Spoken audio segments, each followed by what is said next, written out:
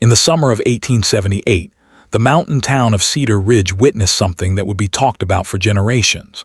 A woman stood on the gallows, a noose around her neck condemned Clear's throat to die for a crime she didn't commit. The crowd had gathered to watch justice served, but what they got instead was a lesson in true courage that came from the most unexpected source. This is the story of Elizabeth Morgan, the beautiful school teacher who found herself trapped in a web of lies and deceit. And this is the story of James Crawford, the mysterious woodsman who lived alone in the mountains, carrying secrets that could change everything. But most importantly, this is the story of how love can make a man risk everything he spent years protecting, and how sometimes the quietest heroes make the loudest impact. What happened that day in Cedar Ridge wasn't just a rescue. It was a revelation that shocked an entire community and proved that sometimes the most powerful truths come from the most unlikely sources. The man they all dismissed as a simple mountain hermit was about to show them exactly what honor looked like. And it all started with 3 words that rang out across the town square like thunder. Stop. She's innocent. But to understand how we got to that moment, we need to go back to the beginning. Back to when James Crawford first laid eyes on Elizabeth Morgan and felt his carefully constructed world begin to crumble. Back to when a corrupt man's greed set a deadly plan in motion. And back to when love and justice collided in ways that would change everything. James Crawford stood at the edge of the tree, his weathered hands gripping a bundle of freshly cut timber. From his vantage point high on the mountainside, he could see the entire town of Cedar Ridge spread out below him like a child's toy village. Smoke curled lazily from chimneys. People moved like ants along the dusty streets, and life continued in its predictable, civilized way. He preferred it from this distance, up here, in the silence of the pines and the whisper of mountain wind. He could observe without being observed. He could exist without questions, without explanations, without the weight of other people's expectations pressing down on his shoulders. James had been living this way for 7 years now, ever since he'd left his old life behind and disappeared into these mountains. The townspeople below knew him only as Timber Jim, the hermit, who occasionally came down to trade wood for supplies. They saw a wild-haired mountain man with a beard that reached his chest and clothes that smelled of pine sap and woods. They didn't see the man he used to be, and that's exactly how he wanted it. But today, something was different. Today, his usual routine of morning timber cutting had been interrupted by a sound drifting up from the valley below. A woman's voice, clear and melodious, reading aloud to what must have been a classroom full of children. James found himself moving closer to the edge, straining to hear better. The voice belonged to the new school teacher, Elizabeth something. He'd seen her arrive in town 3 months ago, stepping off the stagecoach with her neat brown traveling dress and her suitcase clutched tightly in her hands. She'd looked lost and determined at the same time, like someone running towards something rather than away from it. He told himself it was none of his business. The comings and goings of Cedar Ridge were no concern of his, but somehow he found himself taking his timber runs closer to town on days when school was in session. Somehow he found himself lingering near the general store when she came to buy supplies, always watching from a distance, always careful not to be seen. The voice stopped, and James realized he'd been holding his breath. Children's laughter floated up to him, followed by the sound of a bell signaling the end of the school day. Small figures began emerging from the one-room schoolhouse, running and playing as they dispersed toward their homes. And then she appeared. Elizabeth stood in the doorway of the schoolhouse, smoothing down her navy blue dress and watching her students with the kind of gentle smile that made something twist painfully in James' chest. Even from this distance, he could see the warmth in her expression, the way she waved goodbye to each child as they passed. She was beautiful, yes, but it wasn't just her appearance that drew his attention. There was something about the way she carried herself, something about the kindness he could see in her every gesture that reminded him of everything good he'd left behind, everything he'd told himself he didn't deserve anymore. James was so focused on watching her that he almost missed the approach of the man on horseback. Richard Morgan rode up to the schoolhouse with the kind of confidence that came from money and position, dismounting his well-groomed bay with practiced ease. He was everything James wasn't. Clean-shaven, well-dressed, respectable, the kind of man who belonged in civilized society. Even from his distant perch, James could see the way Elizabeth's posture changed when she saw Richard. The easy smile faded, replaced by something more guarded, more careful. Richard approached her with the bearing of a man who was used to getting what he wanted, his hand possessively touching her arm as they spoke. James felt his jaw clench involuntarily. He had no right to feel protective of a woman he'd never even met, a woman who was clearly spoken for, but there was something in her body language, something in the way she seemed to shrink slightly when Richard touched her that made every instinct James had developed during his years as a soldier scream warnings. The conversation below was brief. Richard helped Elizabeth into his buggy with elaborate courtesy, and they drove away toward the nicer part of town, where the wealthy lived in their grand houses. James watched until they disappeared around a bend, then turned away with a bitter taste in his mouth. It was none of his business. Elizabeth was clearly a respectable woman, and Richard Morgan was a respectable man. Whatever James thought he saw in their interaction was probably just his own isolation, making him see problems where none existed. He was a hermit, a man who chosen to live apart from society. He had no business judging the relationships of people who still live normal lives. But as James shouldered his axe and headed back to his cabin deeper in the woods, he couldn't shake the image of Elizabeth's forced smile, or the way her shoulders had tensed when Richard's hand fell on her arm. He'd spent too many years reading people, Snorts first as a soldier, and then as a commander, to mistake the signs of someone who was afraid. That evening, as James sat by his fire, whittling a piece of pine into kindling, he found himself thinking about the war.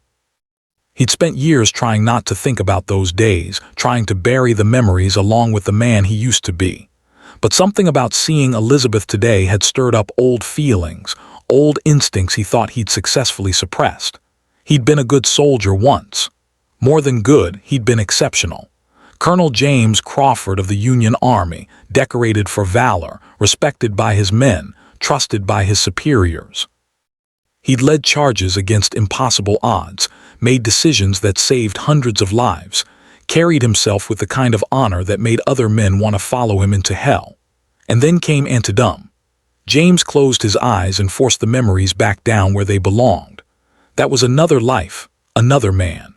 Colonel Crawford was dead and buried, and in his place was Timber Jim, a hermit who bothered no one and asked nothing from the world except to be left alone. But as he banked his fire for the night and settled into his narrow cot, James couldn't stop thinking about Elizabeth's voice, reading to those children. He couldn't stop seeing the way the sunlight had caught in her brown hair as she stood in that doorway. And he couldn't stop wondering what it was about Richard Morgan that made such a gentle woman look so afraid. Little did he know that 50 mi away in the grand house on Elm Street, Elizabeth Morgan was lying awake in her marriage bed, staring at the ceiling and wondering how her life had gone so wrong. Little did he know that Richard was already planning his next move, that the web of lies and deceit was already being spun, and little did either of them know that their lives were about to collide in ways that would test every belief they had about honor, courage, and the price of doing what's right. The mountain wind whispered through the trees, carrying secrets and promises that would soon change everything. In Cedar Ridge, people slept peacefully, unaware that their quiet little town was about to become the stage for a drama that would be remembered for generations. But the mountains knew. The mountains had seen it all before. The way love could make cowards into heroes, and the way truth had a habit of emerging just when it was needed most. And high in those mountains, a lonely man who thought his days of heroism were over was about to discover that some calls to action can't be ignored. Elizabeth Morgan stood at her kitchen window, watching the morning sun paint the mountains in shades of golden rose. The view was beautiful, but it felt like looking at freedom from behind prison bars. In the 3 months since her marriage to Richard, this house had become less a home and more a trap, beautiful and comfortable but confining nonetheless. Elizabeth, Richard's voice cut through her thoughts like a knife. "Where's my coffee?" She turned from the window, smoothing her hands down her apron. "Coming, Richard, just letting it steep a moment longer." Richard sat at the head of their polished oak dining table, reading his newspaper with the absorbed attention of a man who believed the world revolved around his interests. At 35, he was handsome in a conventional way. Dark hair slicked back with pomade, clean-shaven jaw, expensive clothes that spoke of his position as the town's most successful businessman. He owned the bank, the largest general store, and had investments in 3 different mining operations. On paper, he was everything a woman could want in a husband. In reality, he was a nightmare wrapped in respectability. Elizabeth poured his coffee, careful not to let her hands shake. In the early days of their courtship, she'd mistaken his attention for affection, his possessiveness for passion. She'd been a widow then, struggling to make ends meet after her first husband died in a mining accident. When Richard Morgan began courting her with flowers and expensive dinners and promises of security, she thought her prayers had been answered. She realized her mistake on their wedding night. "I have some business to attend to today," Richard said without looking up from his paper. "You'll stay home. I don't want you wandering around town filling your head with gossip." "I was planning to stop by the schoolhouse," Elizabeth said carefully. "Some of the children asked if I could help them with their reading." No, the word was flat, final. "You're no longer a working woman, Elizabeth. You're my wife. It's time you started acting like it." Elizabeth bit back the response that rose to her lips. 6 months ago, she'd been an independent woman with her own income and her own life. She taught school in Denver before coming to Cedar Ridge, had prided herself on her education and her ability to stand on her own 2 feet. Now she felt like she was disappearing piece by piece into the role Richard expected her to play. "Of course," she said quietly, "I'll find something to occupy myself here." Richard finally looked at her, his dark eyes cold and calculating. "See that you do, and Elizabeth will be attending the Weatherby's dinner party this Saturday. I trust you'll wear something appropriate, something that reflects well on my position in this community." After he left for his office, Elizabeth sank into one of the kitchen chairs and allowed herself a moment of despair. How had she gotten here? How had she traded one kind of loneliness for another, far more suffocating kind? The answer was simple.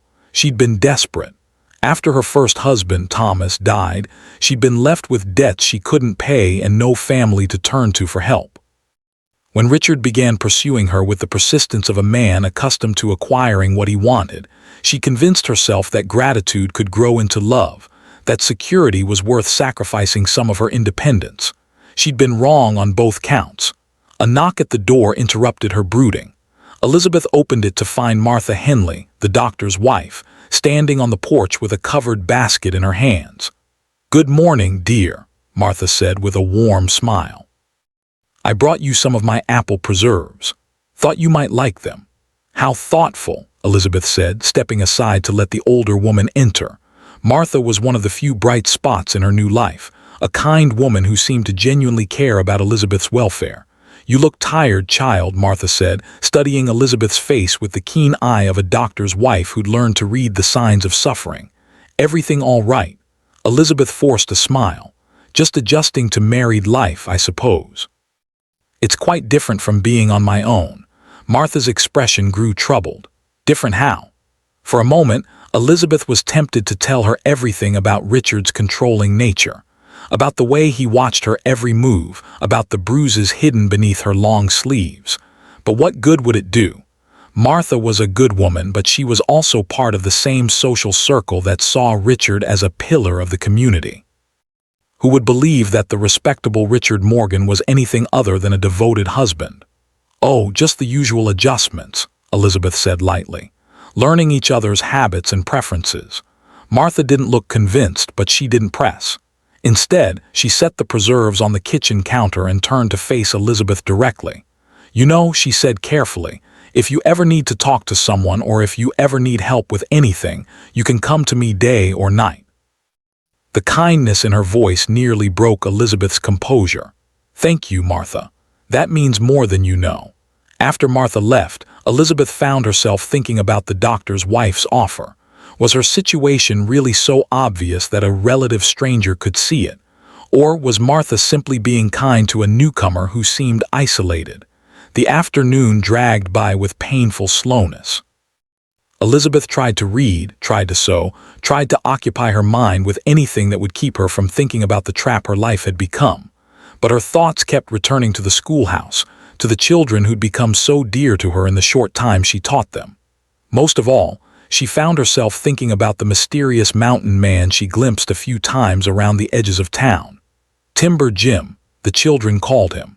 They said he lived alone in the mountains, emerging only to trade wood for supplies. There was something about him that intrigued her. Perhaps it was the way he seemed so completely free, so utterly removed from the social constraints that were suffocating her. She'd seen him watching her once, standing at the edge of the treeline while she supervised the children at recess. He'd been too far away for her to make out his features clearly, but there had been something in his posture, something in the way he'd held himself that spoke of strength and solitude. When she'd looked again, he'd been gone like a ghost melting back into the wilderness. Elizabeth shook her head, annoyed with herself for such foolish thoughts. She was a married woman now, and daydreaming about mysterious strangers was both inappropriate and pointless. She needed to focus on making the best of her situation, on finding ways to be content with the life she'd chosen. But as evening approached and she began preparing dinner for her husband's return, Elizabeth couldn't shake the feeling that she was living on borrowed time. Richard's moods had been growing darker lately, his possessiveness more pronounced. Yesterday, he'd found her reading a letter from her former landlady in Denver and had flown into a rage accusing her of making plans to leave him. The fact that the letter was simply news about mutual acquaintances hadn't mattered. In Richard's mind, any contact with her past life was a threat to his control. What worried Elizabeth most was the calculating look she'd seen in his eyes lately, as if he were weighing options, making plans. Richard was not a man who left anything to chance, and she had the growing suspicion that her usefulness to him was coming to an end. She just didn't know what he planned to do about it. That evening, as she served dinner and listened to Richard complain about various business matters, Elizabeth felt like an actress playing a role in a play she didn't understand. She smiled and nodded and played the part of the beautiful wife, all while her mind searched desperately for some way out of the prison she'd built for herself. High in the mountains, James Crawford was splitting wood by lamplight, trying to tire himself enough to sleep. But every time he closed his eyes, he saw Elizabeth's face in that schoolhouse doorway, saw the shadow that had crossed her expression when her husband appeared. Neither of them knew that their worlds were about to collide in the most dramatic way possible. Neither of them suspected that Richard's plans were already in motion, that the first moves in a deadly game had already been made. And neither of them could have guessed that love and honor were about to clash with greed and deception in Clear's throat, a battle that would determine not just their own fates, but the very soul of Cedar Ridge itself. The stage was set, the players were in position, and tomorrow would bring the first crack in the facade that Richard Morgan had spent so much time constructing.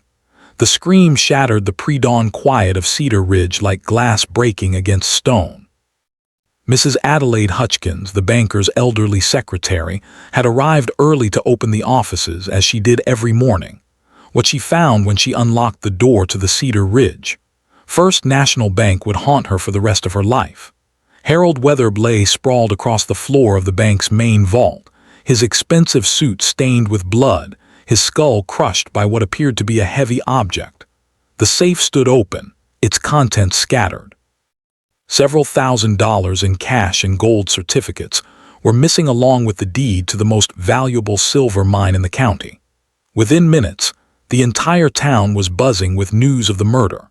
Sheriff Bradley arrived to find a crowd already gathering outside the bank, their faces pale with shock and excitement.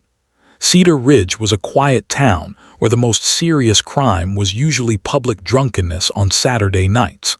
Murder was something that happened in other places to other people. Everyone stepped back, Sheriff Bradley barked, trying to assert control over the growing crowd. This is a crime scene. Nobody goes in or out except official personnel. James Crawford heard the commotion from his cabin 3 mi up the mountain. Clear's throat, the sound of voices carried strangely in the thin air, and he'd learned to recognize the difference between normal town noise and something urgent. He told himself it wasn't his concern. Whatever had happened down there, it was a matter for the local law to handle. But something nagged at him, some instinct that had kept him alive through years of warfare. He found himself strapping on his gun belt for the first time in months and making his way down the mountain trail toward town. What he found when he reached the outskirts of Cedar Ridge made his blood run cold. Elizabeth Morgan stood in the center of the town square, her hands bound behind her back, her face pale but defiant. Sheriff Bradley was reading charges from a piece of paper, while a crowd of townspeople looked on with the hungry expressions of people watching a particularly entertaining show. Elizabeth Morgan, the sheriff's voice carried across the square. You are hereby charged with the murder of Harold Wetherb and the theft of approximately $8,000 in cash and securities from the Cedar Ridge First National Bank. James felt the world tilt around him. This was impossible. The gentle woman who read to school children with such patience and kindness couldn't be capable of murder. He pushed closer through the crowd, desperate to understand what was happening. The defendant was found in possession of the murder weapon. Sheriff Bradley continued, as well as several pieces of jewelry reported stolen from the victim. She will be held in the town jail pending trial. I didn't do this. Elizabeth's voice rang out clear and strong. I've never even been inside that bank. This is madness. Save it for the judge, Sheriff Bradley said roughly, taking her arm. You'll get your chance to speak at the trial. As they led Elizabeth toward the jail, James caught sight of Richard Morgan standing at the edge of the crowd. The man's expression was a careful mask of grief and shock, but James noticed something that made his jaw clench. Richard's clothes were immaculate, his hair perfectly groomed, his boots spotless. He looked like a man who'd spent considerable time preparing his appearance before venturing out to witness his wife's arrest. And there was something else, a flash of satisfaction that crossed Richard's features so quickly, it might have been imagination. But James had spent years reading faces in life and death situations, and he trusted his instincts. This was a setup. He was sure of it. The crowd began to disperse as Elizabeth was locked away, the excitement of the morning's drama giving way to the ordinary business of the day. James lingered in the shadows, listening to the conversation swirling around him. Always knew there was something off about that one, said Mrs. Whitman from the Mercantile. Too pretty, too educated. Women like that always think they're better than everyone else. I heard she had debts back in Denver, added Tom Stevens, the blacksmith. Maybe she thought she could steal enough to pay them off and run. James bit back the urge to tell them exactly what he thought of their gossip. These people didn't know Elizabeth, had never bothered to see past their own prejudices and assumptions. They were ready to condemn her based on nothing more than the word of a sheriff and the convenience of having someone to blame. As the crowd thinned, James made his way to the jail. The building was small and poorly constructed, more suited to holding Saturday night drunks than serious criminals. Sheriff Bradley sat behind his desk filling out paperwork with the laborious care of a man who rarely had to deal with anything more complex than livestock disputes. "Help you with something, Timber?" Bradley asked without looking up. Like everyone else in town, he knew James only as the hermit who traded wood for supplies. "Heard about the murder," James said carefully. "Terrible thing." "You sure you got the right person?" Bradley's head snapped up, his eyes narrowing. "You questioning my police work, mountain man? Just seems strange," James replied, keeping his voice level. "Mrs. Morgan doesn't strike me as the murdering type." "Well, that's the thing about criminals," Bradley said with a sneer. "They don't always look like what they are. Besides, we got evidence. Found the murder weapon in her kitchen along with Weatherby's watch and cufflinks hidden in her flour barrel." James felt his suspicions crystallize into certainty. The evidence was too neat, too convenient. Someone had planted those items, someone who had access to Elizabeth's house and the means to manipulate the investigation. "When's the trial?" he asked. "Day after tomorrow," Bradley said. "Judge Morrison's writing in from the territorial capital, should be quick. Evidence is pretty clear-cut." James nodded and turned to leave, but Bradley's voice stopped him at the door. "You best stay out of this timber. This is official business, not some mountain man's concern. You stick to chopping wood and leave the law to people who know what they're doing." Outside the jail, James stood in the shadow of the building and tried to process what he'd learned. Elizabeth had been framed, probably by her own husband.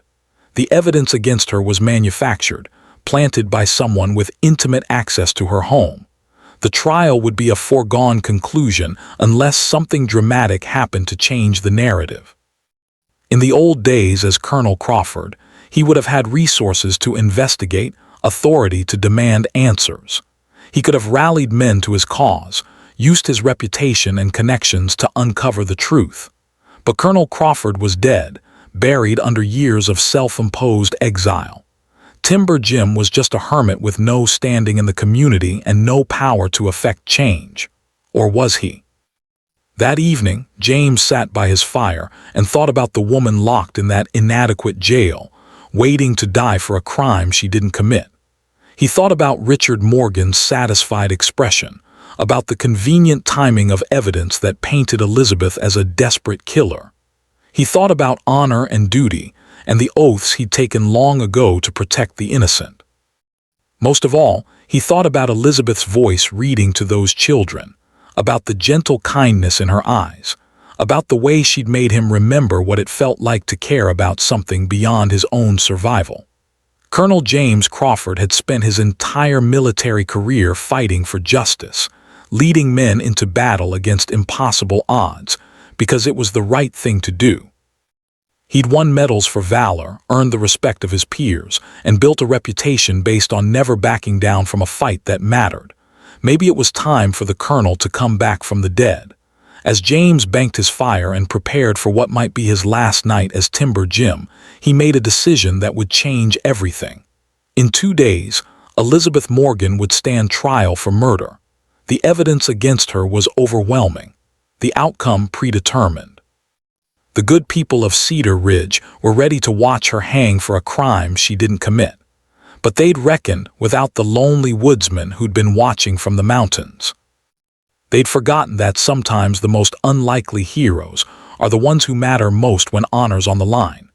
James Crawford was going to save Elizabeth Morgan, even if it meant revealing the secrets he'd spent 7 years protecting, even if it meant facing his own past and the ghost that had driven him into exile, even if it cost him everything. The mountain wind whispered through the trees, carrying the scent of pine and snow and the promise of a reckoning that was long overdue. In Cedar Ridge, people slept peacefully, confident that justice would be served and order restored. But they were wrong. Justice was coming to Cedar Ridge, but it wouldn't look anything like what they expected. And tomorrow, the lonely woodsman would begin the most important mission of his life. James Crawford stood before the cracked mirror in his cabin, hardly recognizing the man staring back at him. 7 years of mountain living had weathered his face to leather, turned his hair long and wild, and buried the soldier he used to be under layers of deliberate isolation. But tonight, for the first time since he'd fled his old life, he was preparing to reclaim it. The Union Army dress uniform hung in his closet like a ghost from another world. He'd kept it all these years, though he'd never been sure why. The deep blue wool was still immaculate. The brass buttons still gleamed. And the medals, the medals still caught the lamplight like accusations. Distinguished Service Cross, Medal of Honor, Purple Heart, Bronze Star with oak leaf clusters. Each piece of metal represented battles won, men saved, moments when James Crawford had been the kind of leader other soldiers would follow into hell. They also represented the weight of command, the burden of decisions that haunted his dreams and had ultimately driven him to this mountain exile. But tonight, Elizabeth Morgan sat in that jail cell, condemned to die for a crime she didn't commit. And James Crawford was the only person in Cedar Ridge who both knew the truth and had the power to do something about it. He dressed slowly, each piece of the uniform carrying memories he tried so hard to bury. The crisp white shirt that had once been soaked with blood at Antietam, the jacket that had caught shrapnel at Gettysburg, the sword that had led charges against Confederate positions where boys died screaming in the mud. When he was finished, Colonel James Crawford looked back at him from the mirror. The man was older now, marked by years and sorrow, but the bearing was unmistakable. This was a soldier. This was a leader. This was someone who commanded respect and demanded answers. James holstered his sidearm, not the mountain man's practical revolver he'd carried for years, but the cavalry officer's Colt that had never failed him when lives were on the line. He strapped on his sword, pinned his medals to his chest, and prepared to walk back into a world he'd abandoned long ago. The ride down the mountain in the pre-dawn darkness felt like traveling through time. With every step his horse took toward Cedar Ridge, James felt the layers of timber Jim falling away and the mantle of command settling back onto his shoulders. By the time he reached the outskirts of town, he was no longer a hermit seeking anonymity. He was Colonel James Crawford, Clear's Throat, veteran of 15 major battles, holder of the Congressional Medal of Honor, and a man with a mission. The trial was set to begin at 9:00. James positioned himself across the street from the courthouse, watching as the town's people gathered for what they clearly expected to be an entertaining spectacle. He recognized most of the faces, the shopkeepers and farmers and businessmen who had seen him hundreds of times over the years, but had never really looked at him. Today, they would see him clearly for the first time. At 8:30, Richard Morgan arrived in his finest buggy, dressed in an expensive black suit that made him look like a successful widower. Already in mourning, he moved through the crowd with the practiced ease of a man accustomed to being the center of attention, accepting condolences and playing the part of the grieving husband with Oscar-worthy precision. James watched Richard's performance and felt his jaw clench. The man was good, he had to admit. Every gesture, every expression, every word was perfectly calculated to reinforce the narrative he'd constructed. Devoted husband, shocked by his wife's crime, bravely seeking justice for the innocent victim. It was a masterpiece of manipulation. At 9:05, Sheriff Bradley led Elizabeth from the jail to the courthouse. She walked with her head held high despite the chains around her wrists, her dignity intact even in the face of certain death. The crowd pressed close, some jeering, others simply gawking at the woman they'd already condemned. James felt something twist in his chest as he watched her climb the courthouse steps. She looked so small and vulnerable, surrounded by the hostile crowd, but there was steel in her spine and fire in her eyes that reminded him of the best soldiers he'd ever commanded. Elizabeth Morgan might be facing impossible odds, but she wasn't going down without a fight. It was time. James urged his horse forward, emerging from the shadows where he'd been waiting. The first person to notice him was a small boy who pointed and said in wonder, "Ma, who's that soldier?" One by one, heads turned to stare at the figure approaching on horseback. The uniform was unmistakable. Union Army dressed blues, complete with ceremonial sword and enough medals to outfit a small regiment. But it was the bearing of the man wearing it that commanded attention. This was clearly someone important. Someone who expected to be obeyed. Is that Timber Jim?" Mrs. Whitman whispered to her neighbor. "Can't be." Tom Stevens replied, "Look at the medals, that there's a genuine war hero." The crowd parted instinctively as James rode up to the courthouse steps. He dismounted with military precision, every movement crisp and purposeful. When he turned to face the assembled townspeople, the transformation was complete. Gone was the shabby mountain hermit they dismissed for years. In his place stood a decorated officer whose very presence commanded respect and attention. "Ladies and gentlemen," James said, his voice carrying the authority of a man accustomed to addressing troops on the eve of battle. "I am Colonel James Crawford of the United States Army. I have urgent business with this court regarding the case of Elizabeth Morgan." The silence that followed was so complete that James could hear the wind whistling through the courthouse eaves. 200 pairs of eyes stared at him in shock, trying to reconcile this imposing military figure with the wild hermit they thought they knew. Sheriff Bradley was the first to recover his voice. "Now see here, Timber, I don't know what kind of game you're playing, but the name," James said quietly, "is Colonel Crawford, and I'm not playing any games, Sheriff. I'm here on a matter of justice." Judge Morrison, a heavy-set man in his 60s, had emerged from the courthouse to see what was causing the commotion. He took one look at James' uniform and medals, and his expression shifted from annoyance to respectful attention. "Colonel Crawford," the judge said carefully, "I wasn't aware we had a distinguished veteran in our community. How may I be of service?" "Your Honor," James replied, executing a crisp salute, "I'm here to testify in the matter of Elizabeth Morgan. I have evidence that bears directly on this case." Richard Morgan pushed forward through the crowd, his face pale with what James recognized as fear poorly disguised as outrage. "This is absurd. That man is Timber Jim, a hermit who lives in the mountains. He's clearly having some kind of mental episode." "Mr. Morgan," James said, turning the full weight of his attention on Elizabeth's husband, "I can understand your confusion. For the past 7 years, I have indeed lived quietly in these mountains under an assumed name. But that doesn't change who I am or what I've witnessed." "And what exactly have you witnessed, Colonel?" Judge Morrison asked. James reached into his jacket and withdrew a folded paper yellowed with age but bearing official seals. "Your Honor, this is my commission as Colonel in the United States Army signed by President Lincoln himself. These medals were earned in service to our nation at Antietam, Gettysburg, and a dozen other battlefields. I'm a decorated veteran with an unblemished record of service, and I have testimony that will prove Mrs. Morgan's innocence beyond any reasonable doubt."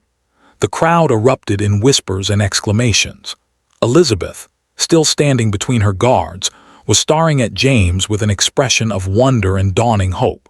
She had no idea who he really was, but she could see that her fortunes had just taken a dramatic turn. Judge Morrison examined the commission carefully, his expression growing more serious by the moment. Finally, he looked up at James with newfound respect. "Colonel Crawford, your credentials are certainly impressive, but I must ask, why have you been living under an assumed name and why come forward now?" James had known this question would come, and he was prepared with an answer that was both true and strategically useful. "Your Honor, I came to these mountains 7 years ago, seeking solitude after the trauma of war. I had no desire for recognition or public attention. I simply wanted to be left alone. However, I cannot stand by and watch an innocent woman die for a crime she did not commit." "That's all very noble," Sheriff Bradley interjected, "but what makes you think she's innocent? The evidence is pretty clear." James turned to face the sheriff with the kind of look that had once made Confederate generals reconsider their tactical positions. "The evidence, Sheriff, is fabricated, and I can prove it." Richard Morgan stepped forward, his hands clenched into fists. "This is outrageous. You can't just let some madman disrupt a legal proceeding based on his delusions."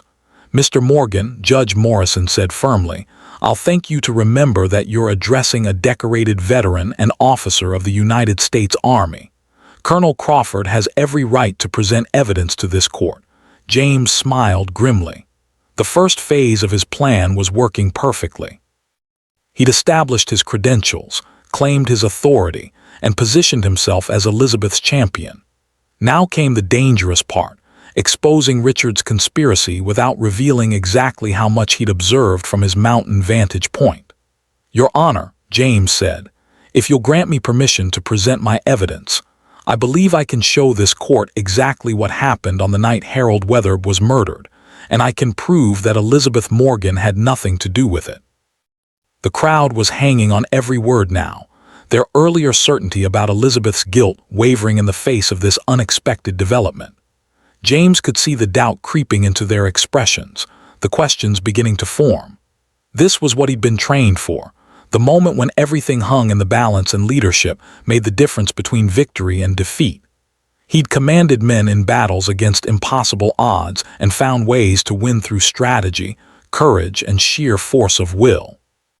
Today he was fighting for something more personal than any battlefield victory. Today he was fighting for the woman he loved, even if she didn't know it yet. And God help anyone who tried to stop him. "Your Honor," James began, his voice carrying across the hushed courthouse square, "what I'm about to tell you will shock this community, but I have sworn an oath to protect the innocent, and I will not break that oath today." Judge Morrison nodded gravely. "Proceed, Colonel." James took a deep breath and stepped forward, his uniform glinting in the morning sunlight. Every eye in Cedar Ridge was fixed on him, waiting to hear what revelations the mysterious hermit-turned-war hero might reveal. For the past 7 years, James continued, I have lived alone in the mountains above this town. My cabin sits at an elevation that provides a clear view of much of Cedar Ridge, including the area around the bank and the Morgan residence. On the night of the murder, I was unable to sleep and spent several hours on my porch observing the town below.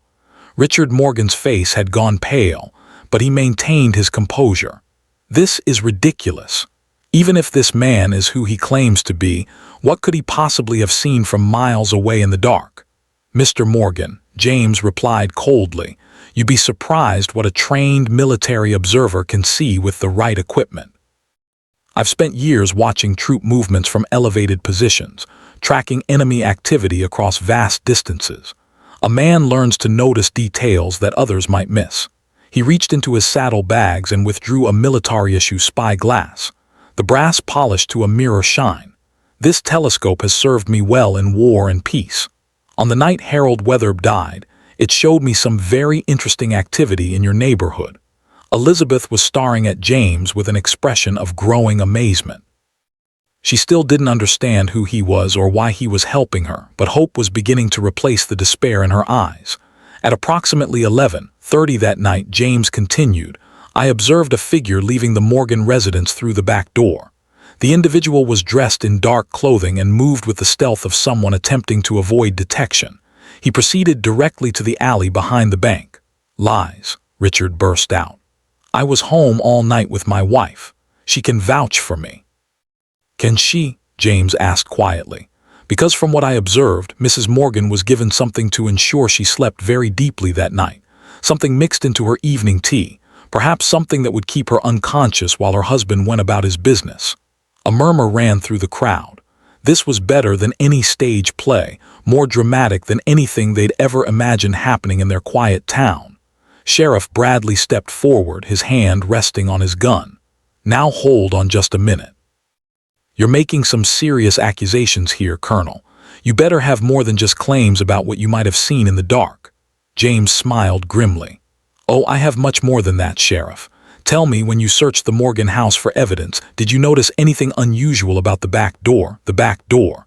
Bradley frowned. What about it? Did you notice that the lock had been recently oiled? That there were fresh scratches around the keyhole, the kind that come from someone picking a lock in the dark? Did you notice that the hinges had been carefully maintained to ensure they wouldn't creak? Richard's composure was beginning to crack. This is all speculation. Even if someone did leave my house that night, which they didn't, it doesn't prove anything. You're right, James agreed. By itself, it doesn't, but combined with other evidence, it creates a very clear picture. For instance, Sheriff, did you examine the murder weapon carefully? Bradley nodded uncertainly. Of course I did. It was a fire poker from the Morgan fireplace. And did you notice anything unusual about it? Well, there wasn't much blood on it considering. Exactly, James said, because it clears throat wasn't the actual murder weapon. Mr. Wetherb was killed with something else. Something heavier, more substantial. The poker was planted at the scene to implicate Mrs. Morgan. Then a clean duplicate was placed in her kitchen to be discovered. During the search, the crowd was hanging on every word now, their heads turning back and forth between James and Richard like spectators at a tennis match. James could see doubt beginning to creep into their expressions, questions forming about the evidence they'd accepted so readily. Judge Morrison leaned forward in his chair.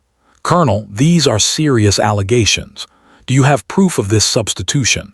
I do, Your Honor. If you examine the poker supposedly found at the scene, you'll notice that while it matches the set in the Morgan fireplace, it shows signs of recent cleaning with lye soap. The kind of thorough cleaning that would remove blood evidence. The real murder weapon is probably at the bottom of the river by now. Richard was sweating now, his carefully constructed facade beginning to crumble. This is all fantasy. Even if any of this were true, which it isn't, why would I kill Harold Wetherb? He was my friend and business partner. James turned to face Richard directly, and his expression was colder than a mountain winter.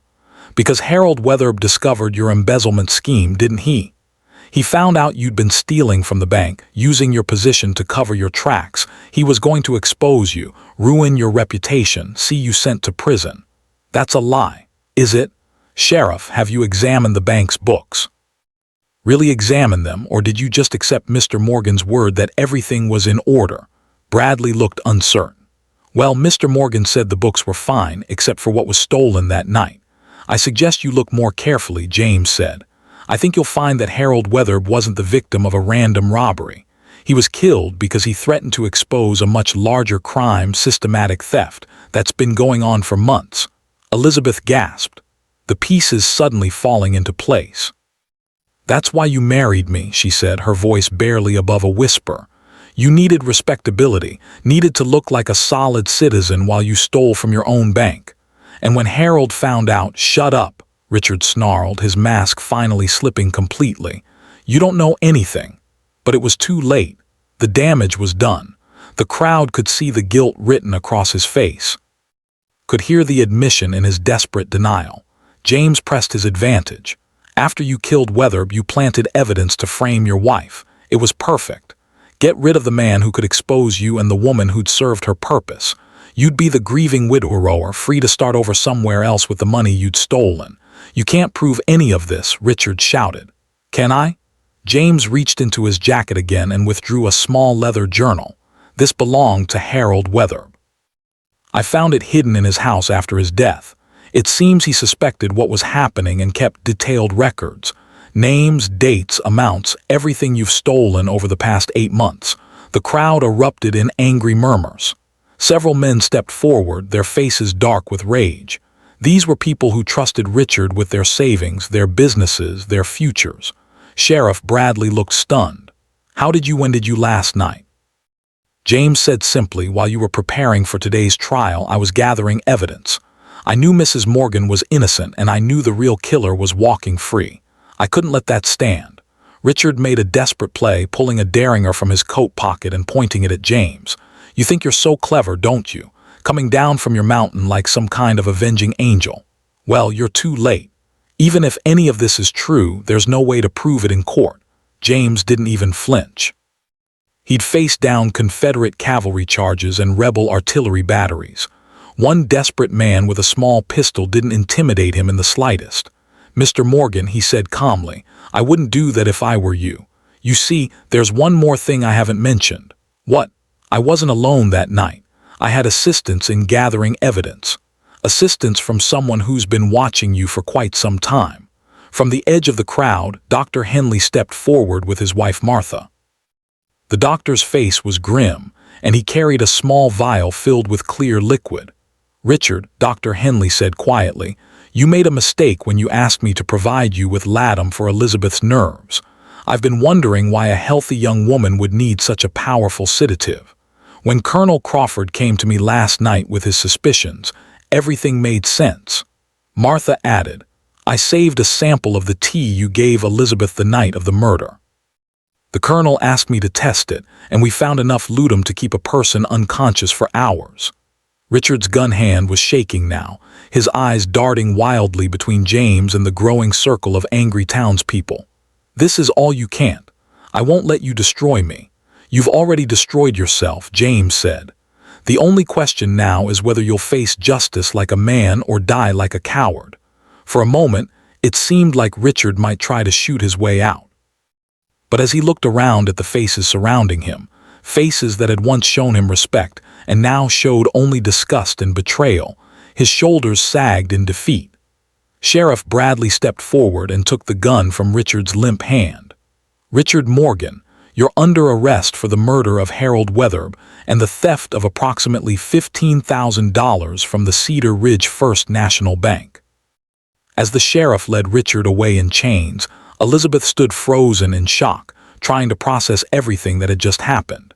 In the space of an hour, she'd gone from condemned murderer to vindicated victim, all because of the mysterious hermit, who turned out to be so much more than anyone imagined.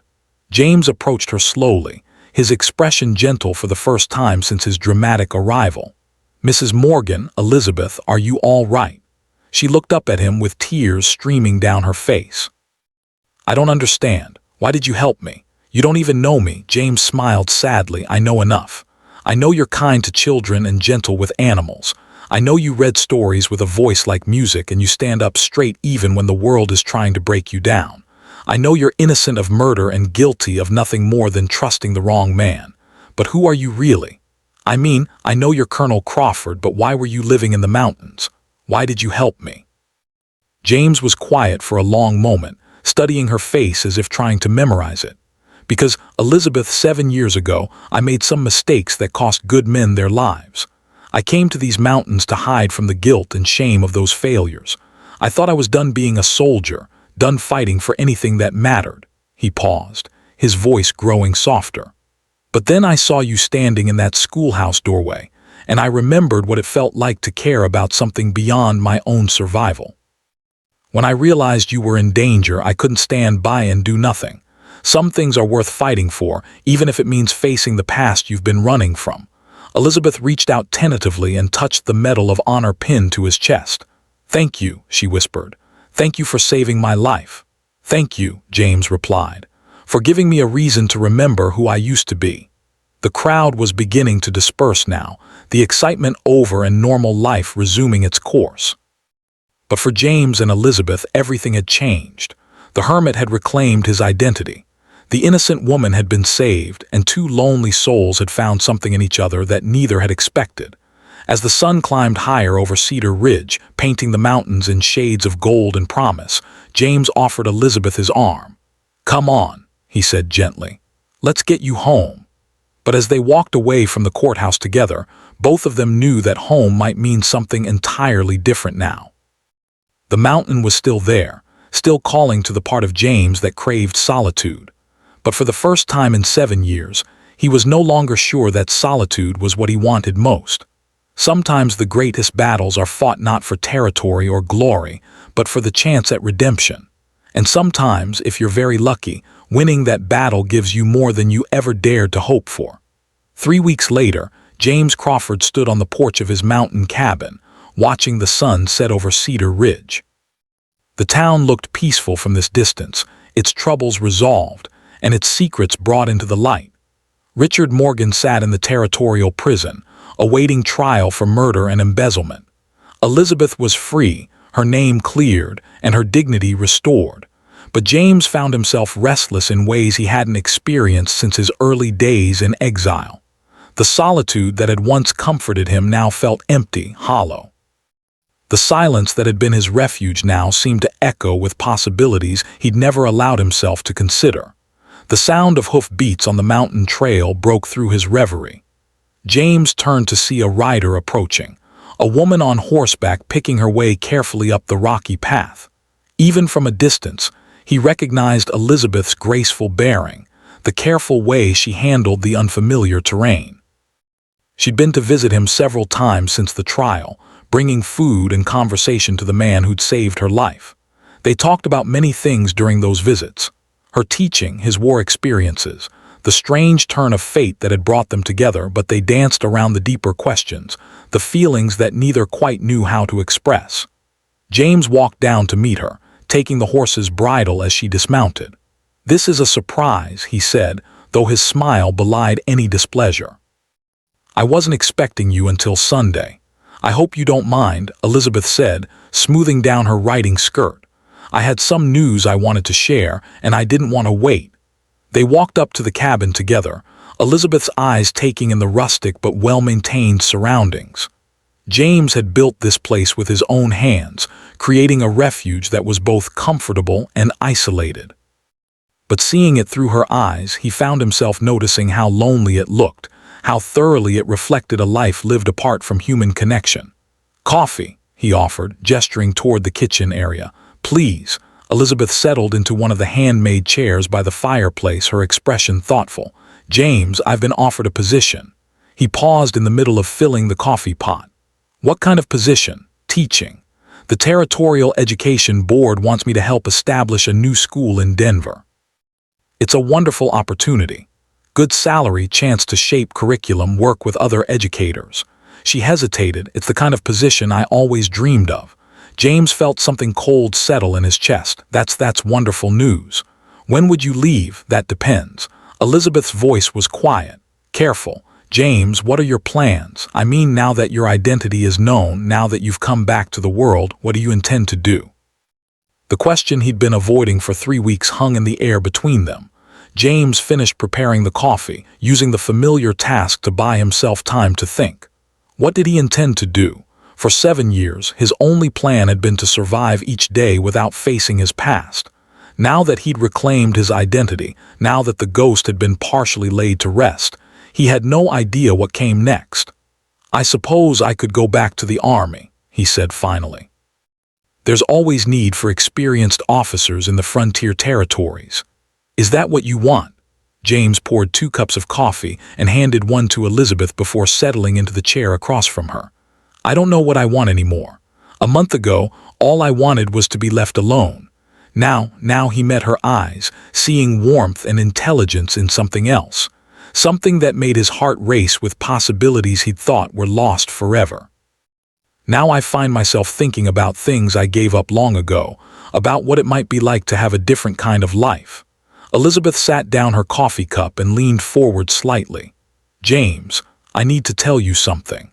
The reason I asked about your plans, the teaching position in Denver isn't the only opportunity I've been offered.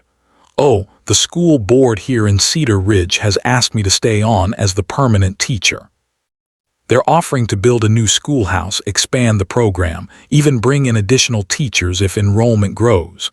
She paused, her cheeks flushing slightly. They've also offered to provide housing, a nice cottage near the school, a place where a woman could make a real home. James felt his pulse quicken. And what did you tell them? I told them I needed time to consider all my options. Elizabeth's voice was steady, but James could see the vulnerability in her eyes. I told them my decision might depend on other factors. The conversation hung suspended between them, both afraid to voice what they were really thinking. James had spent 7 years convinced he didn't deserve happiness, that his failures in war had disqualified him from normal human connection. Elizabeth had spent months trapped in a marriage that had taught her to fear intimacy, to doubt her own judgment about men.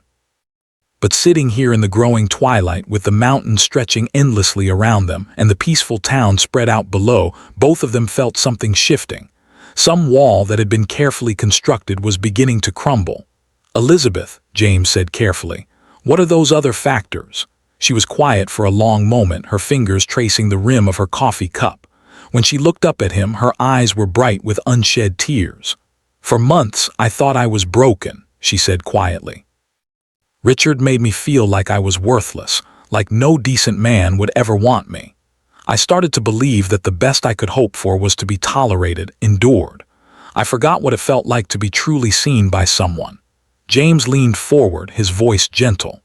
Elizabeth, when I watched you step out of the crowd that day, she continued, when I saw you risk everything you'd built here to save someone you barely knew, it reminded me that there are still good men in the world.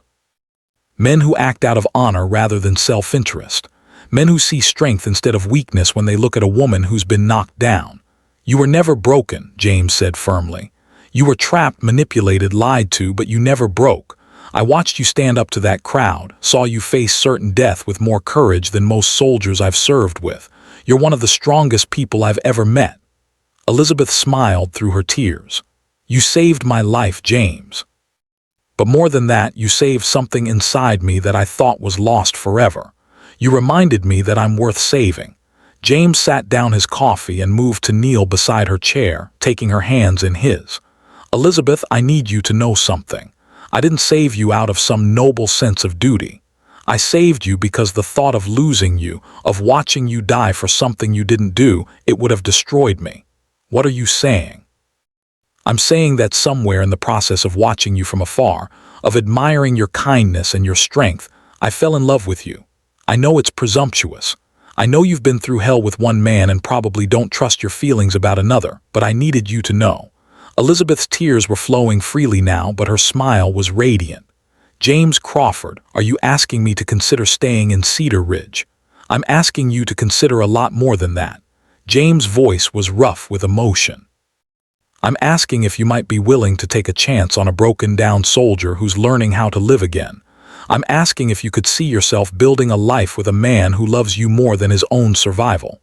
Elizabeth freed one hand from his grasp and touched his cheek gently. "What kind of life?" "Any kind you want," James said. "We could stay here in the mountains if you want privacy and peace. We could move to town if you want to be closer to your students. We could travel, see the world, start fresh somewhere new. I don't care where we go or what we do as long as we do it together. And your past, your guilt over what happened in the war." James was quiet for a moment, considering it's still there. "It may always be there, but for the first time since Antietam, I feel like I might deserve a chance at happiness. Saving you, reclaiming my identity, standing up for what's right. It reminded me that I'm more than just my worst mistakes." Elizabeth leaned down and kissed him gently, a kiss that tasted of tears and coffee and the promise of new beginnings. When they broke apart, both were smiling. "Colonel James Crawford," she said formally, "I would be honored to build a life with you. Any kind of life. Anywhere you think we might find happiness, even here in the mountains, especially here in the mountains."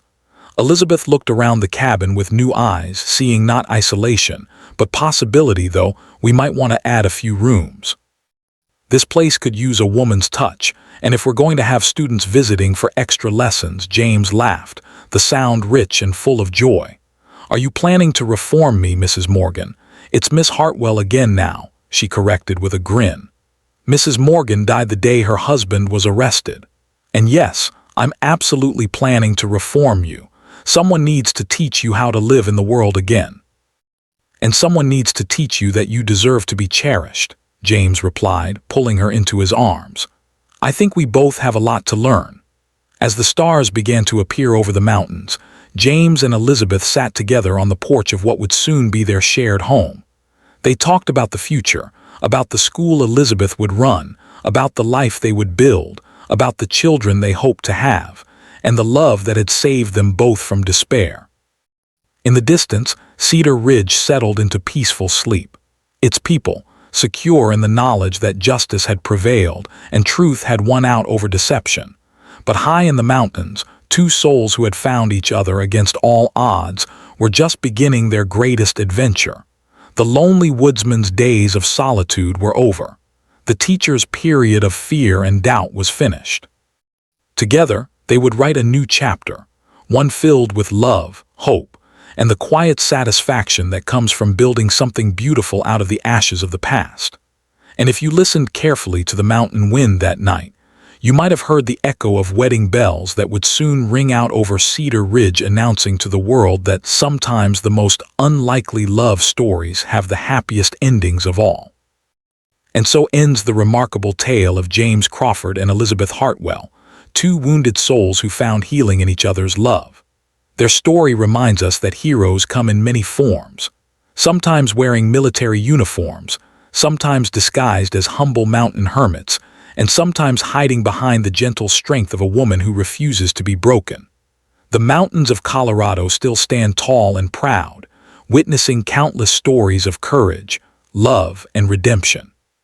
Cedar Ridge continued to prosper, its people forever changed by the events that showed them the difference between appearance and reality, between reputation and true character. James and Elizabeth were married in the spring of 1879 with the entire town in attendance. They built a life together that honored both the past that had shaped them and the future they chose to create. Elizabeth's school became one of the finest in the territory, while James found peace in teaching young people about honor, courage, and the importance of standing up for what's right. They had 3 children together, 2 boys and a girl, who grew up knowing that their parents had found each other through the darkest of circumstances and emerged stronger for the trial. The story of their meeting became family legend, passed down through generations as a reminder that love can triumph over even the most impossible odds. But perhaps the most important lesson of their story is this: that redemption is always possible, that second chances are real, and that sometimes the greatest act of courage is allowing yourself to love and be loved after you've been convinced you don't deserve it. True love doesn't always announce itself with fanfare and grand gestures. Sometimes it whispers from the shadows of our deepest fears, calling us back to life when we've given up hope. Sometimes it wears the face of an unexpected hero who risks everything for someone they barely know but cannot bear to lose. And sometimes, if we're very fortunate, it reminds us that we are all worth saving, not despite our flaws and failures, but because of the strength we've gained from surviving them. The mountains keep their secrets, but they also reveal their treasures to those brave enough to climb toward the light.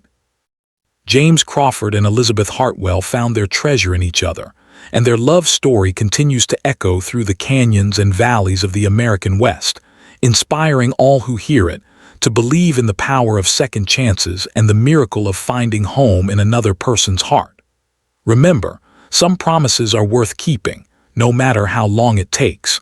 Some loves are worth fighting for, no matter what the cost. And some heroes are worth waiting for, even when they're hiding in plain sight, gathering the courage to step into the light and claim the life they were always meant to live. This is Wild West Stories, where every tale reminds us that the human heart is capable of extraordinary things when love leads the way. Until next time, may your own story be filled with